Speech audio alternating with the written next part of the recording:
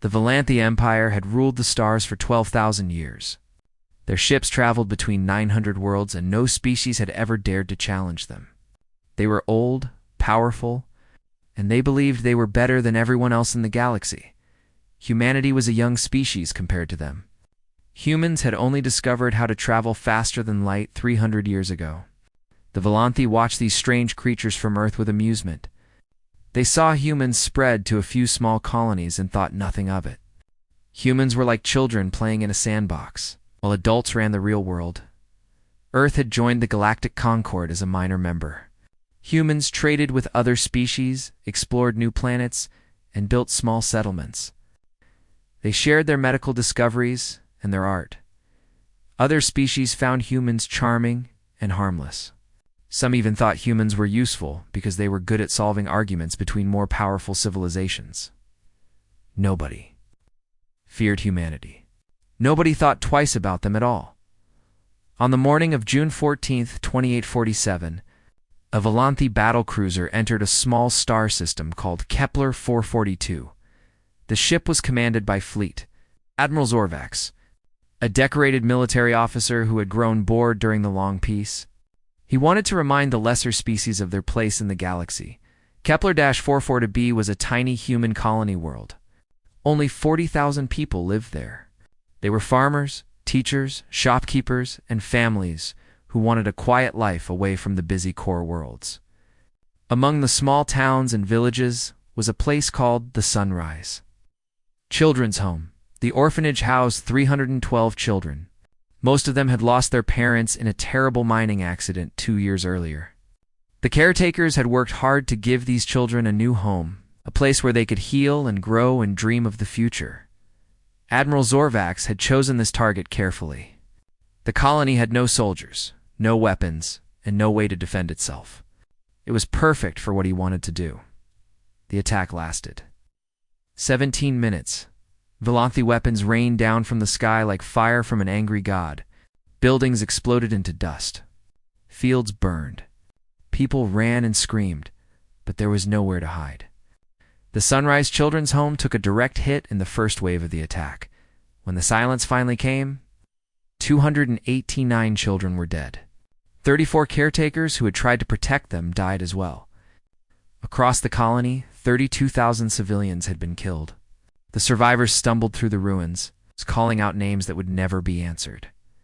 Among the dead was a 7-year-old girl named Lucy Grant. She had been standing near a window when the attack began. Instead of running, she had looked up at the strange lights in the sky with wonder.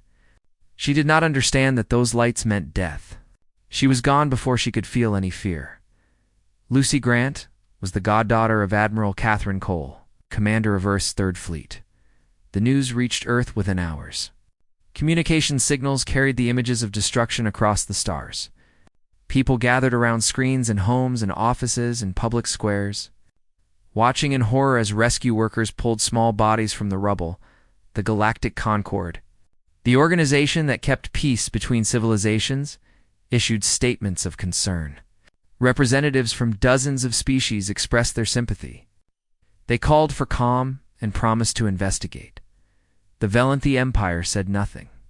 No explanation, no apology, just silence. Admiral Zorvax returned home as a hero. He gave interviews to Valanthi news programs, laughing as he described the attack. He talked about how the human children had screamed, how their caretakers had begged for mercy. He found the whole thing entertaining. His superiors promoted him for showing initiative. On Earth, people watched these interviews with quiet faces. They did not shout or cry or throw things at their screens. They simply watched, and something old and terrible began to wake up inside them. For 2,000 years, humanity had been peaceful. They had put away their weapons and their wars. They had chosen to be gentle, to be kind, to be the species they had always wished they could be. They had buried their violent history so deep that most humans had forgotten it was ever there. But forgetting is not the same as erasing. The capacity for violence still lived in human hearts, passed down through countless generations. It slept like a dragon in a cave, waiting for something to wake it. The death of 312 children was enough. Catherine. Cole received the news while on duty aboard her flagship. She read the casualty report 3 times, her hands steady and her face showing nothing. Then she went to her private quarters, locked the door, and sat in the darkness for a long time. She remembered Lucy's laugh. She remembered teaching the girl to play chess, remembered the way Lucy's face would scrunch up when she was thinking hard about her next move. She remembered promising Lucy's mother, her best friend, who had died in that mining accident, that she would always look after the child. She had failed that promise. When Catherine finally emerged from her quarters, her officers saw something different in her eyes. The calm, professional admiral they knew was still there. But underneath was something cold and sharp and very, very patient. She requested an immediate meeting with the United Earth Council. Her message was short and direct. "We need to talk about what comes next," she said. Across human space, similar transformations were happening. Parents held their children tighter and thought about those 312 kids who would never grow up. Soldiers who had never seen combat looked at the images from Kepler 442b and felt something stir in their blood. Scientists put down their research and started asking questions about weapons that had been forbidden for centuries. The galaxy did not notice these changes. The Valenthi Empire certainly did not care. To them, humanity was still the harmless young species that posed no threat to anyone. The attack on Kepler 442b was already old news. Forgotten in favor of more important matters, they had no idea what they had, awakened deep beneath the mountains and ice of Earth. In vaults that had been sealed for 2,000 years, ancient machines began to hum. Lights flickered on in chambers that had known only darkness for generations. Computers that had slept since before humanity reached the stars started running diagnostics. The caretakers of these hidden places, men and women whose families had guarded these secrets for centuries, received messages they had always hoped would never come. The messages all said the same thing. It was time to remember the United Earth. Council met in emergency session 3 days after the attack. Representatives from every human colony filled the great chamber, their faces grim and their voices quiet. President Daniel Moore stood at the center podium, holding a tablet that displayed the final casualty count, 30-2,000 dead, 312 of them children. He read each number slowly, letting the weight of it settle over the room. When he finished, he set down the tablet and looked at the assembled representatives. "The Galactic Concord has offered to mediate," he said. "The Valanthi Empire has offered nothing. They believe we are weak. They believe we will accept this and move on." He paused, and his voice dropped lower. "They are wrong." What Daniel Moore said next was known only to a select few humans before that day. It was a secret passed down through generations, guarded more carefully than any treasure. It was the truth about what humanity really was. Before the stars, before the peace, before the gentle civilization that the galaxy knew, there had been something else. For tens of thousands of years, humans had been the most efficient killers their planet had ever produced. They had invented ways to destroy each other that would make even the oldest spacefaring species sick with horror. They had built weapons that could crack the Earth itself. They had created poisons that could kill millions in hours. They had developed strategies of war so cruel and effective that their own historians refused to write about them in detail. Every generation had found new and better ways to make other humans suffer. Then, 2,000 years ago, humanity had finally achieved lasting peace. It had taken centuries of war, billions of deaths, and the near destruction of their entire civilization. But when it was over, the survivors made a choice. They decided that they would never be that species again. They dismantled their weapons. They buried their war fleets beneath the ice at the poles of Earth. They rewrote their history books to focus on art, science, and cooperation rather than conquest and destruction. They became the peaceful humans that eventually reached the stars, but they did not destroy everything. Some voices had argued for keeping the old weapons just in case. Some families had volunteered to guard the secrets, to maintain the ancient ships, to keep the knowledge alive even as the rest of humanity forgot. Admiral Catherine Cole descended into the war archives beneath the Colorado mountains 1 week after the attack. The elevator took her down for almost 10 minutes, deep into rock that had been hollowed out before humanity discovered electricity. General Marcus Webb met her at the bottom. His family had maintained these archives for 6 generations. He had spent his entire life hoping he would never have to show anyone. What was down here? The chamber stretched into darkness in every direction. Rows of massive cryogenic pods filled the space, each one containing a ship that had been built before humanity knew other species existed. These air not exploration vessels or trading ships. They had been designed for one purpose only. How many? Catherine asked. 12,000 capital ships, Marcus answered. 40,000 support vessels. 2 million ground combat units. Everything is fully operational. We have kept them ready. Catherine walked slowly between the pods, running her fingers along the cold metal. Each ship was a monument to humanity's violent past. Each one had been built to kill on a scale that the galaxy could not imagine. "Show me the weapons," she said. Marcus took her to another section of the archives where the smaller systems were stored. Kinetic bombardment platforms that could turn cities to dust. Biological agents that had been banned before the first human left Earth. Nuclear devices small enough to fit in a pocket but powerful enough to destroy a mountain. And stranger things, weapons that bent the laws of physics in ways that even their creators did not fully understand. "We have everything," Marcus said quietly. "Everything humanity ever created to destroy itself. It is all here, waiting." Catherine stood in silence for a long time. She thought about Lucy, about the other children, about the Volanthi admiral who had laughed while describing their deaths. She thought about the 2,000 years of peace that humanity had worked so hard to build. Then she made her decision. "Wake them," she said. "Wake all of them." The order went out to every hidden archive on Earth and across human space. The secret keepers who had waited their whole lives received the signal they had dreaded. Across 100 worlds, ancient machines hummed to life. The awakening took months. Ships that had slept for 2 millennia needed careful attention before they could fly again. Systems had to be tested, upgraded, integrated with modern technology. Human engineers who had studied the old designs in theory now saw them in reality. And many of them wept at what their ancestors had created. Volunteers came forward by the millions. Young people who had never known violence felt something stir in their blood. An ancient instinct that their peaceful society had never quite erased. Training programs that had existed only in simulations became real.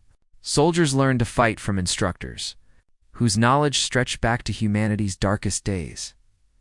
Catherine.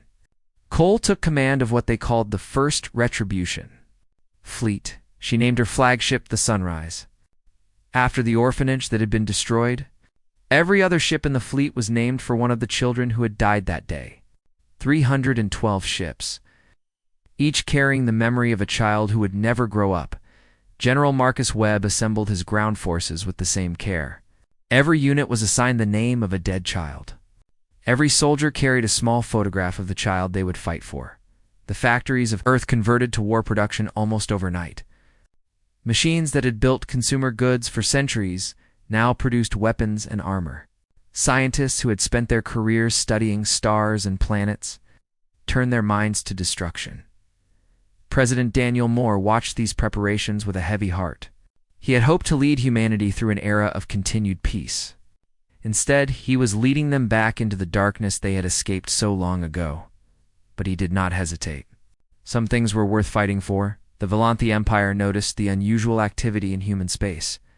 Their spies reported increased industrial output, military movements, and a strange intensity in human communications. But their analysts dismissed these reports.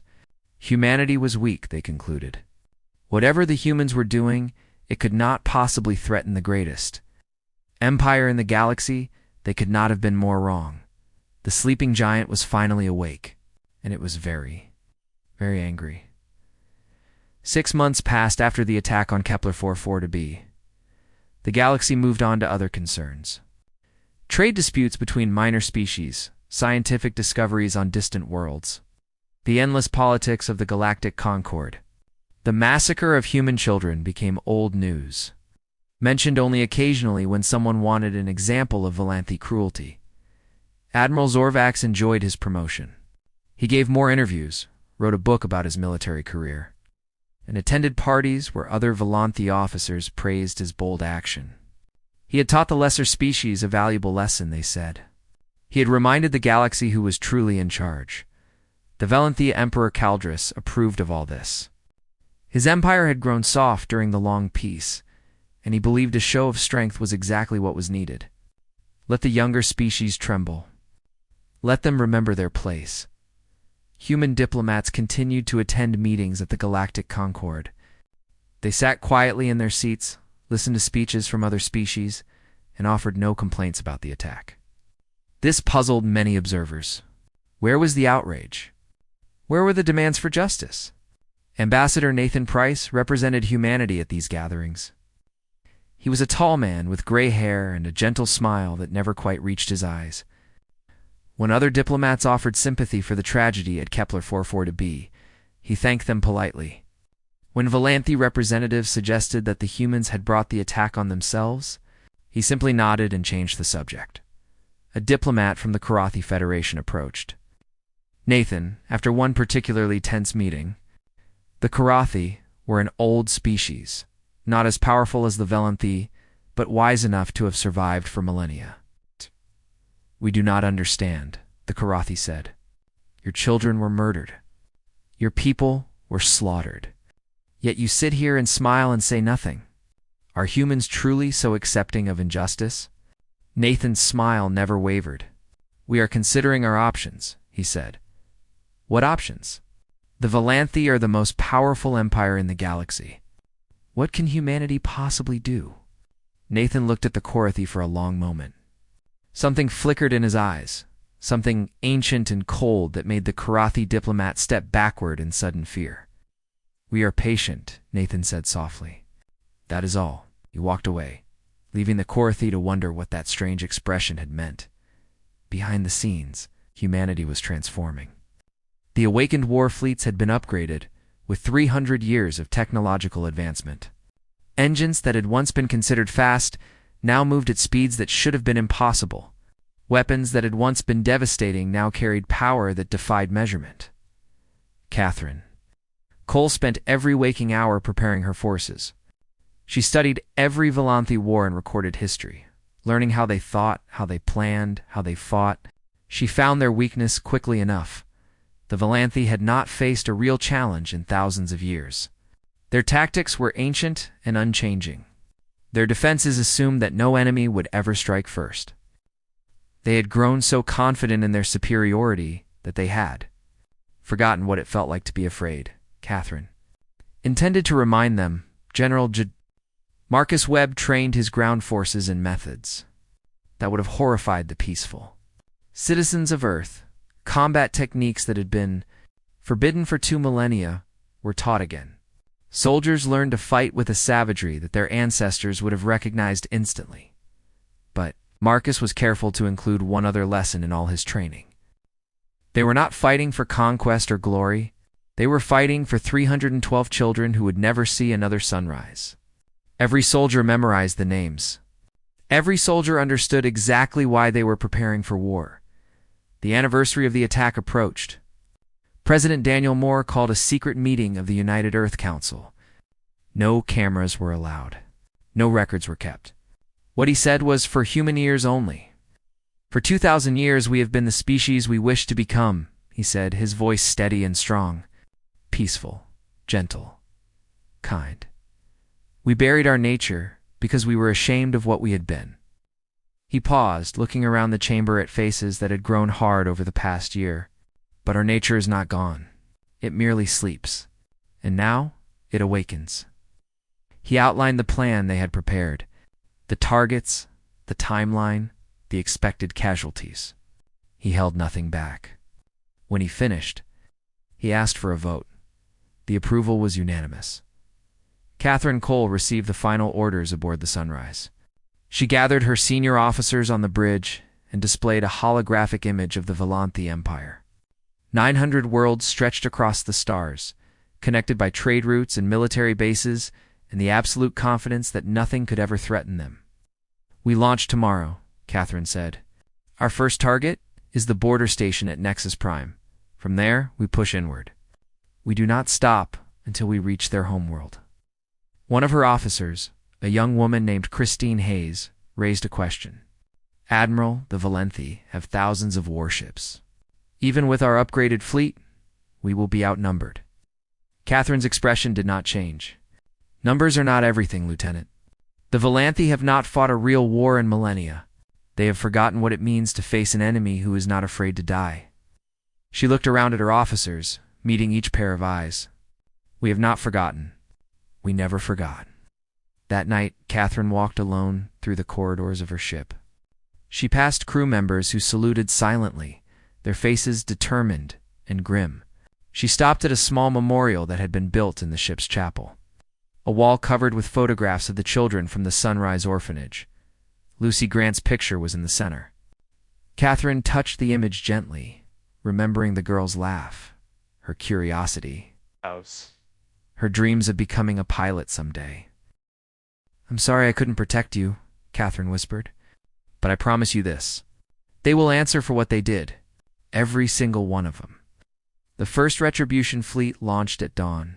12,000 warships rose from hidden bases across human space, their engines blazing with power that the galaxy had never seen. Support vessels followed by the tens of thousands. Troop transports carried 2 million soldiers who had spent the past year training for this moment. Nathan Price sent a final diplomatic message to the Galactic Concord just before the fleet entered hyperspace. It was simple and direct. Humanity is done waiting. What comes next is justice. The Valenthi Empire received a warning of the approaching fleet, but their analysts dismissed the threat. 12,000 ships against their hundreds of thousands? It would be over quickly. They had no idea what was coming for them. The Valenthi border station at Nexus Prime detected the human fleet exactly 17 seconds before it arrived. The station commander barely had time to look up from his meal before alarms screamed throughout the facility. 17 seconds was not enough time to raise shields. It was not enough time to power weapons. It was barely enough time to send a single message to Valenthi High Command. The message read, "They came out of nowhere. There are thousands of them. The humans are not what we thought they were." Then Nexus Prime ceased to exist.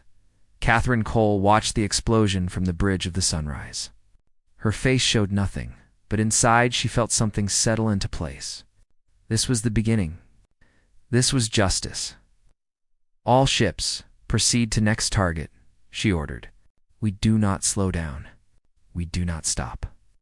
The first Retribution fleet moved through Valenthi space like a fire through dry grass.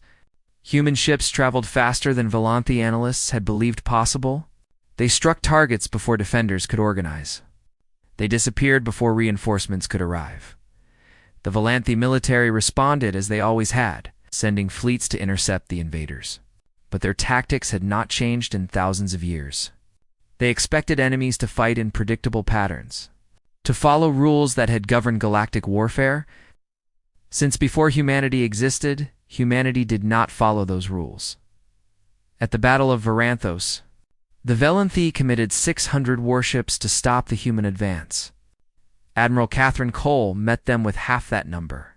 The Valenthi commander expected a straightforward engagement, ships trading fire until one side retreated. Instead, the human fleet scattered into dozens of smaller groups that moved independently yet somehow acted as one.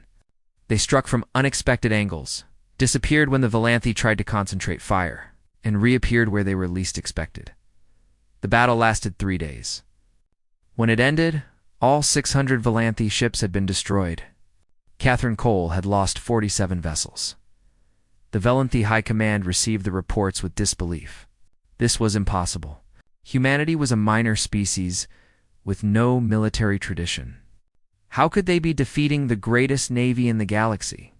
But the reports kept coming. Human forces struck at supply lines, communication stations, and military bases throughout Valenthi territory. They moved faster than any fleet should be able to move. They fought with a coordination and ferocity that seemed almost inhuman. General Marcus Webb landed his ground forces on Varanthos itself. But he did not come to conquer. The planet was home to millions of slaves from dozens of different species.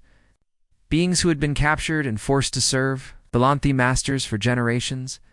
Marcus broadcast on all frequencies as his soldiers advanced. We are not here for territory. We are not here for resources or slaves.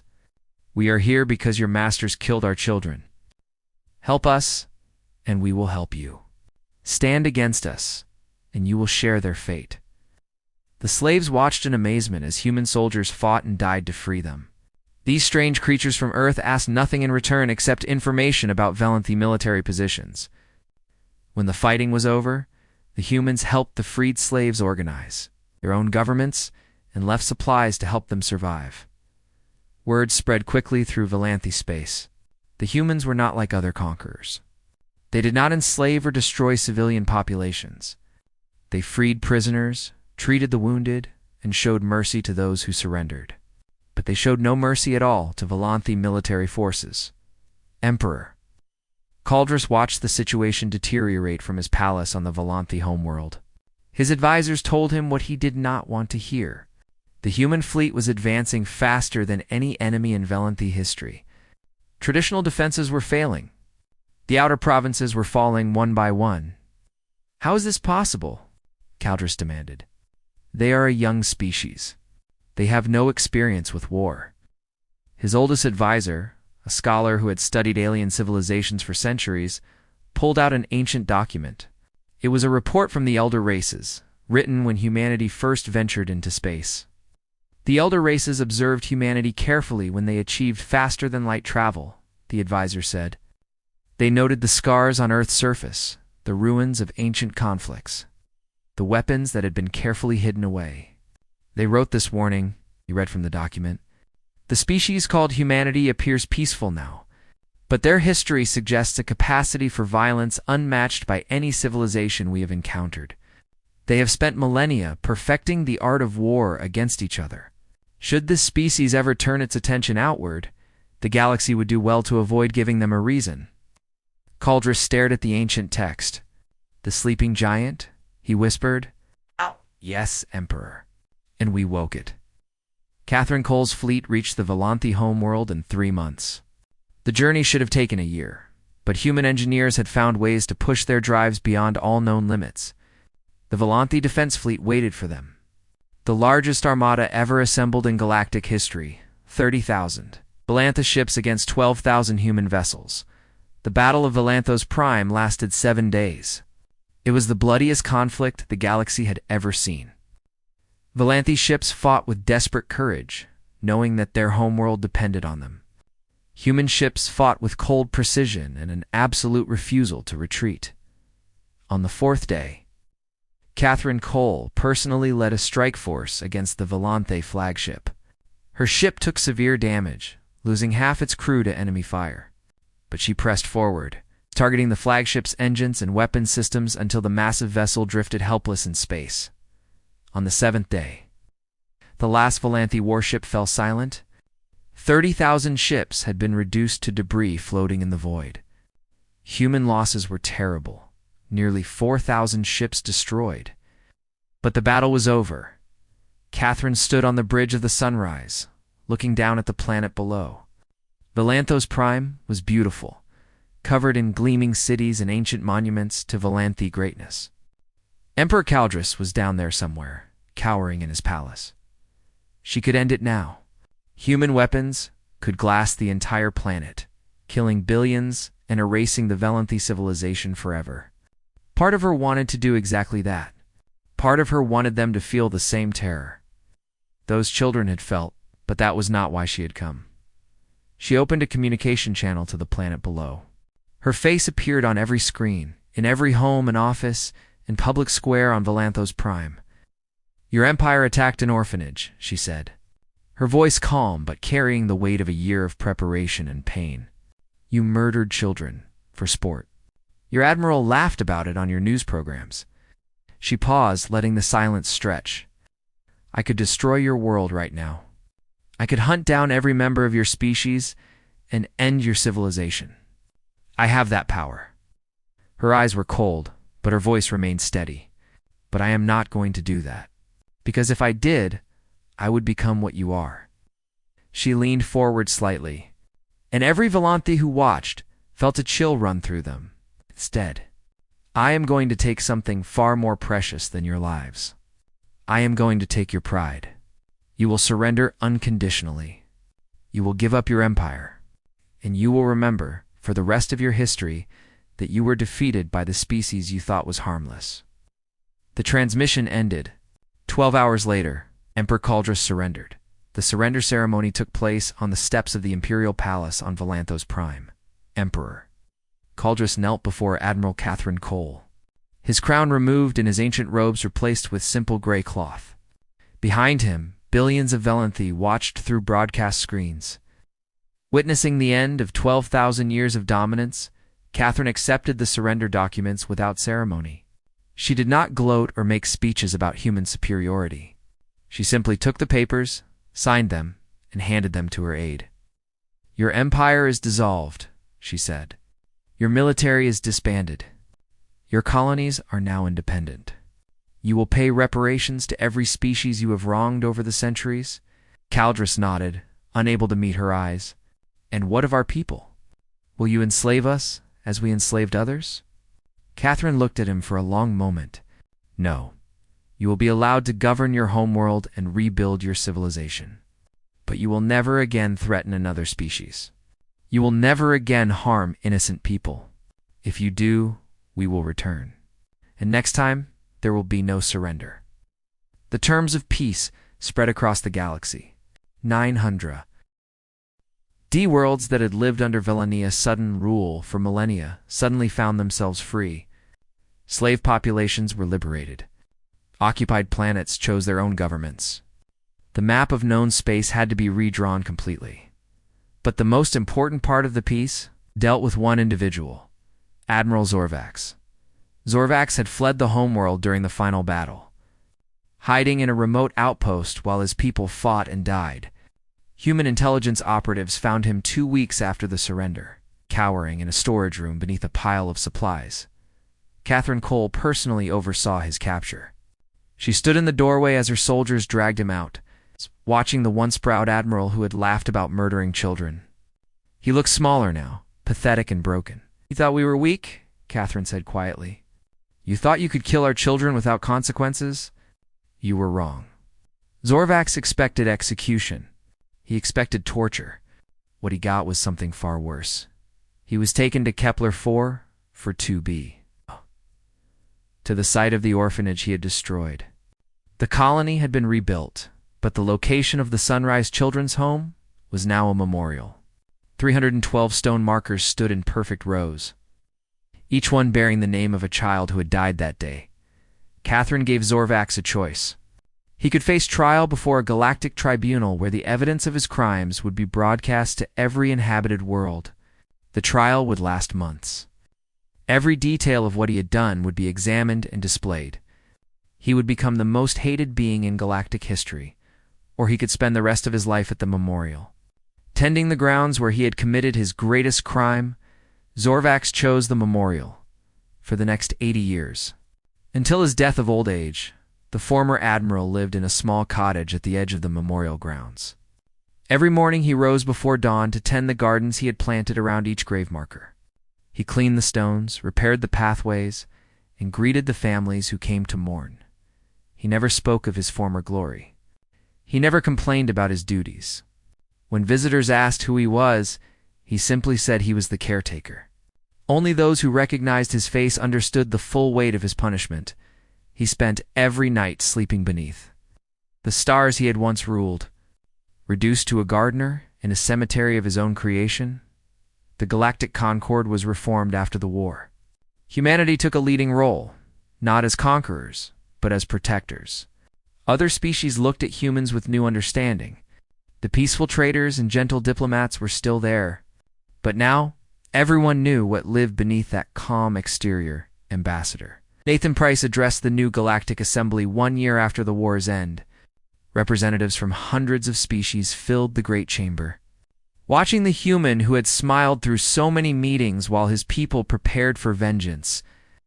"We did not want this war," Nathan said, his voice carrying to every corner of the chamber.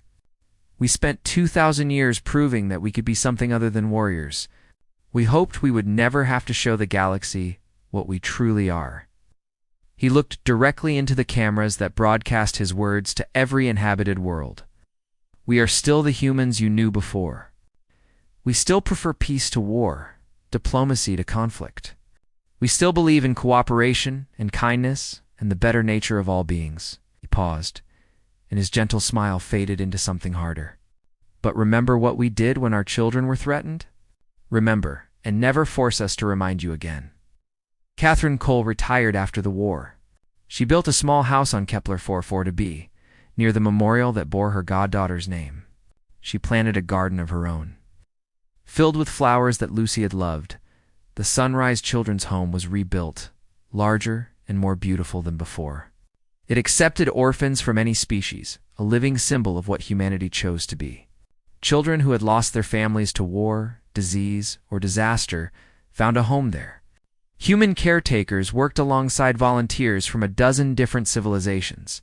At the entrance to the new orphanage, carved into stone that would endure for millennia, were words that every being in the galaxy came to know. We are the guardians of the innocent. We are the voice of those who cannot speak. We are humanity, and we remember. President Daniel Moore visited the memorial once, near the end of his life.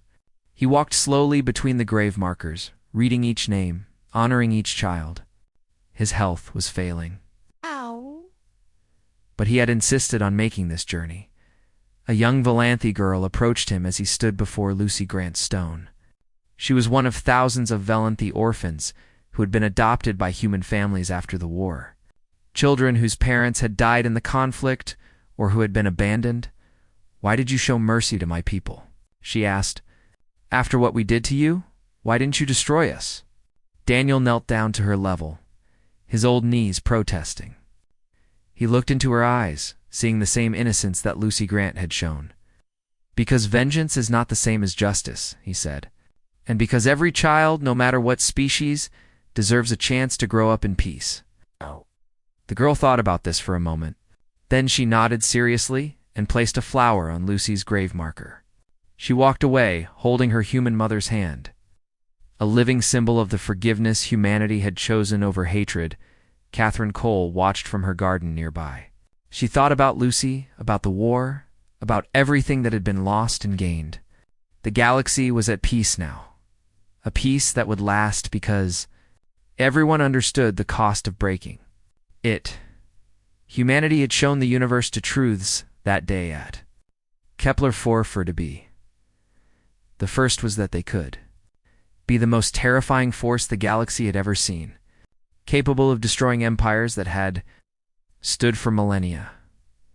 The second was that they chose not to be. They chose mercy over vengeance, justice over destruction, hope over despair. They rebuilt instead of burning. They freed instead of enslaving. They forgave instead of hating. And in doing so, they proved something that no weapon or fleet could ever demonstrate. True strength was not the power to destroy. True strength was the power to destroy, and choosing not to use it. The Valanthy had attacked an orphanage. Earth destroyed 2,000 years of peace in response. But what they built from the ashes was something better. A galaxy where the innocent were protected and the guilty were held accountable. The sleeping giant had awakened, had roared its fury across the stars, and then had chosen to sleep again. But everyone knew it was still there, waiting beneath the surface. And everyone knew that it would wake again if needed. That was enough. That would always be enough.